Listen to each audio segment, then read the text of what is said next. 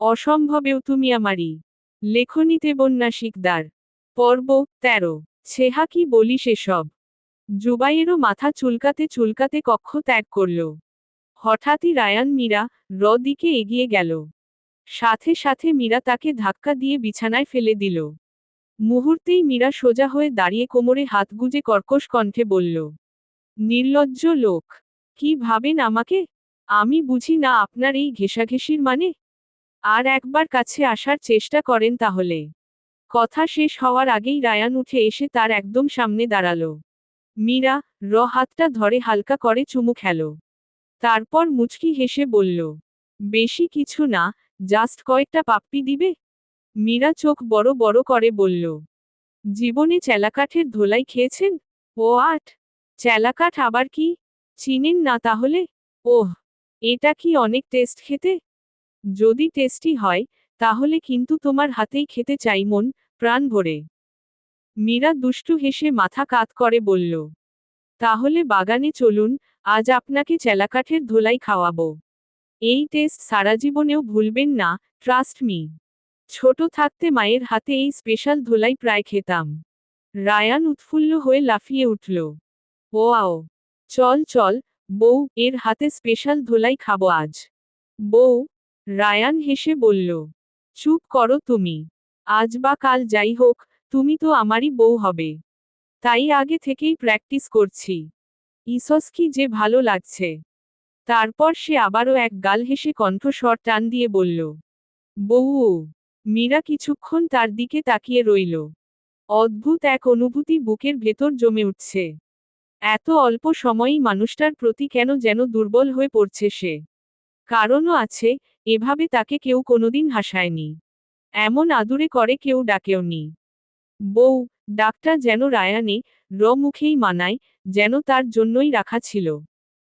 এই কয়েক মাসে সে হাসতে ভুলে গিয়েছিল। চাইলেও হাসি আসতো না। কিন্তু আজ প্রথমবার, না চাইতেও ঠোঁটের কোণে এক টুকরো হাসি ফুটে উঠেছে। হয়তো ভালোবাসার কোনো কারণ হয় না। বউ পরি। রায়ানে ডাক শুনে মীরা ঘোর কাটল। দ্রুত নিজেকে সামলে নিয়ে সে বড় বড় পা ফেলে সামনে এগিয়ে গেল। রায়ান হাসিমুখে তার পিছু নিল, আলতো করে তার ওড়নার আঁচল ধরে। প্রতিটি পদক্ষেপে তার মনে অদ্ভুত এক শান্তি বইছে। ড্রয়িং রুমের সামনে গিয়ে মীরা থেমে গেল। নীরব আর নিলয় তার দিকে তাকিয়ে আছে, স্পষ্টই অবাক। মীরা তাদের দিকে তাকিয়ে ভেংচি কাটল, তারপর বেরিয়ে গেল। দুজনেই হতভম্ব হয়ে তাকিয়ে রইল। তাদের ভাই, রায়ান বিয়ের আগেই হবু বউয়ের আঁচল ধরে হাঁটছে। আর সবচেয়ে অবাক করার বিষয়, তার মুখে কোনো অনুতাপ নেই। বরং মনে হচ্ছে, যেন সে দুনিয়া জয় করে ফেলেছে। দুজনেই বাগানে এসে দাঁড়ালো। রায়ান মীরা দিকে ভ্রু কুঁচকে তাকিয়ে মুচকি হেসে বলল, বউ পরি, সেই স্পেশাল ধোলাইটা টেস্ট করাবে না? আমি কিন্তু খুব এক্সাইটেড। মীরা হেসে ওড়না কোমরে গুজে নিল। হঠাৎ পাশ থেকে একটা চেলাকাঠ তুলে নিল হাতে। এতক্ষণ ধোলাই কথার মানে পুরোপুরি না বুঝলেও এবার রায়ান ঠিকই বুঝে গেল, মীরা কি করতে যাচ্ছে। মীরা কে এগিয়ে আসতে দেখেই রায়ান দৌড় দিল। মীরা পেছনে থেকে চেলাকাঠ হাতে দৌড়াতে দৌড়াতে বলল, এই পালাচ্ছেন কেন?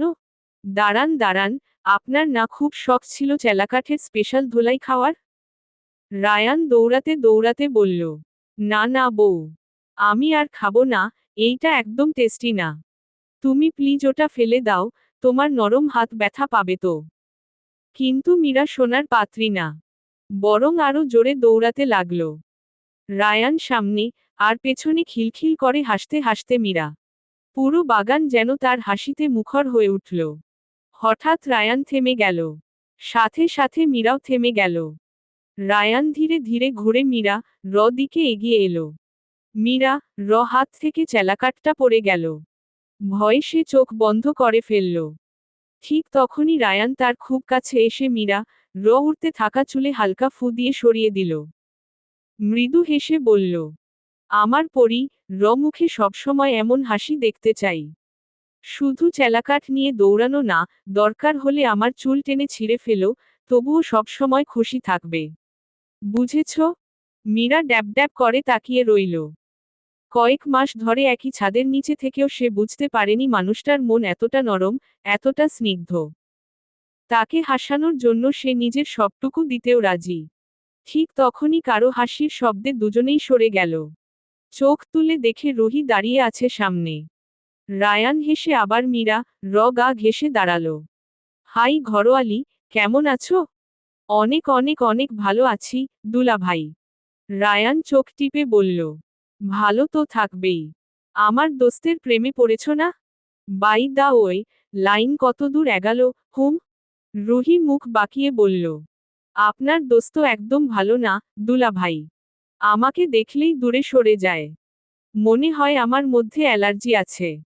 রায়ান হেসে বলল। আরে টেনশন করো না, ঘরোয়ালি। আমার পথ অনুসরণ করো, দেখবে মোড়টা খুব তাড়াতাড়ি তোমার হয়ে যাবে। মীরা চুপচাপ দাঁড়িয়ে সব শুনছিল। কিন্তু তাদের কথার অর্ধেকও তার মাথায় ঢুকল না। মীরা হ্যাবলার মতো তাকিয়ে আছে দেখে রায়ান হেসে বলল। ম্যাম, এভাবে তাকিয়ে কি দেখছেন হুম? মীরা একটু ইতস্তত করে বলল। আপনারা কিসের মোরগের কথা বলছেন? আর রুহি তুই? রুহি দৌড়ে এগিয়ে এলো, কিন্তু মীরা কে জড়িয়ে ধরতে পারল না। কারণ রায়ান আগেই মীরা কে নিজের দিকে টেনে নিয়েছে। সে কটাক্ষ করে বলল। ওহু ঘরোয়ালি। পরি কে স্পর্শ করতে পারবে না তুমি। যদি বলো তোমার মোরগ, আমার দোস্তের কোলে বসবে তাহলে সব ব্যবস্থা আমি করব। কিন্তু আমার পরি থেকে দূরত্ব বজায় রেখে চলবে, বুঝেছ? রুহি প্রাণ খুলে হেসে উঠল। সে মনে মনে ভাবল, রায়ান সত্যিই তার বেস্ট ফ্রেন্ডকে ভীষণ ভালোবাসে। আজ তার আর কোনো সন্দেহ নেই। সে বরাবরই চেয়েছিল, মীরা জীবনে এমন একজন আসুক, যে তাকে নিজের রানীর মতো আগলে রাখবে। হঠাৎ মীরা কটাক্ষ করে বলল। এই রুহি, বাচ্চা, কি হচ্ছে এসব? আরে তোকে বলেছিলাম না, একটা ছাগলকে আমার খুব ভালো লাগে? হুম, কিন্তু কে সে তা তো বলিসনি। ঠিক তখনই রায়ান মাঝখান থেকে ঠোঁট বাঁকিয়ে বলল। আরে বউ, সেই ছাগলটা তো জুবায়ের। কি? সাথে সাথে মীরা আবার চেলাকাঠ তুলে রুহি দিকে তেড়ে গেল। রুহি দ্রুত সরে দাঁড়ালো, আর রায়ান এগিয়ে এসে মীরা হাত ধরে ফেলল। মীরা রাগে ফেটে পড়ে বলল। শয়তানের নানি! তুই আমার বেস্ট ফ্রেন্ড, অথচ আমাকে না বলে এই খাটাসকে বলেছিস? ও খাটাস? চুপ করেন তো। মেয়েদের কথার মাঝে এত কথা কেন? আর তুই এই বাড়ি থেকে বের হয়ে যা। আমার কাছে পীড়িতের কথা বলে আবার আমার কাছ থেকেই লুকিয়ে ফেললবি। এমন বজ্জাত মেয়ে আর দরকার নেই। ঘরোয়ালি, যেও না প্লিজ। মীরা গোজগোজ করে বলল। খাচ্চর লোক। এই, ঘরোয়ালি কি হ্যাঁ? ওহ, সরি। তাহলে শুনো এই বউ এর সতীন। এরপর আর কিছু বলার সুযোগ পেল না সে। মীরা হাত দিয়ে রায়ানে বুকে এলোপাতাড়ি আঘাত করতে লাগল। আচমকা রায়ান তার হাত দুটো ধরে ফেলল। কাছে টেনে নিয়ে ফিসফিসিয়ে বলল। বর হতে না হতেই জেলাস হচ্ছ? ইসস, এমন বউ তো আমার দরকার ছিল। মীরা আর এক মুহূর্তও কারো দিকে তাকালো না। অভিমান আর রাগে গটগট করে সে বাসার ভেতরে ঢুকে গেল। তার পেছনে পেছনে রায়ান আর রুহিও চলে এলো। ড্রয়িং রুমে পৌঁছাতেই রায়ান হঠাৎ করে মীরা কে এক হাতে তুলে সোফায় বসিয়ে দিল। মুহূর্তেই ব্যথায় কুকড়ে উঠল মীরা। আউচ! রায়ান সাথে সাথে ঘাবড়ে গিয়ে বলল। পরি, ব্যথা পেয়েছ? কোথায় লাগছে? ট্রাস্ট মি, আমি ইচ্ছে করে কিছু করিনি। সে মরিয়া হয়ে মীরার হাত, কাঁধ, গাল সব জায়গায় দেখার চেষ্টা করতে লাগল। সে ঠিক কোথায় ব্যথা পেল। কিন্তু এই অতিরিক্ত চিন্তায় মীরা বিরক্ত হয়ে গেল। সে হালকা ঝুঁকে ফিসফিস করে বলল। এখন কি জামা খুলে দেখাতে হবে কোথায় ব্যথা পেয়েছি? এই কথা শুনে রায়ান থমকে গেল। কিছুক্ষণ চুপ থেকে নিচু স্বরে বলল। আচ্ছা থাক, রুমে গিয়ে দেখিও। মীরা অবাক হয়ে তাকিয়ে রইল। লোকটা দিন দিন যেন একেবারেই বেপরোয়া হয়ে যাচ্ছে। এমন চললে তার সাথে ভবিষ্যৎটা সে কিভাবে সামলাবে, এই চিন্তাই মাথায় ঘুরতে লাগল। এরপর মীরার পাশে এসে বসল রুহি, কিন্তু মীরা তার দিকে তাকালো না। মুখ ফিরিয়ে নিল। রুহি তার গাল টেনে আদুরে গলায় বলল, সরি জান্টুস, রাগ করছিস কেন? তুই আর দুলাভাই তো এখন একই হয়ে গেলি না? তবুও মীরা চুপ। তার চোখে স্পষ্ট অভিমান। বেস্ট ফ্রেন্ড হয়েও এত বড় কথা সে কেন লুকালো, এই কষ্টটাই তাকে ভেতর থেকে নাড়িয়ে দিচ্ছিল। রুহি আবার নরম গলায় বলল, আচ্ছা তোকে আজ ফুচকা খাওয়াবো, তবুও একটু হাসতো জানু। এই কথা শেষ হতেই হঠাৎ করেই মীরা হেসে ফেলল। একটা ছোট্ট কথা ছিল, কিন্তু সত্যি হাসি।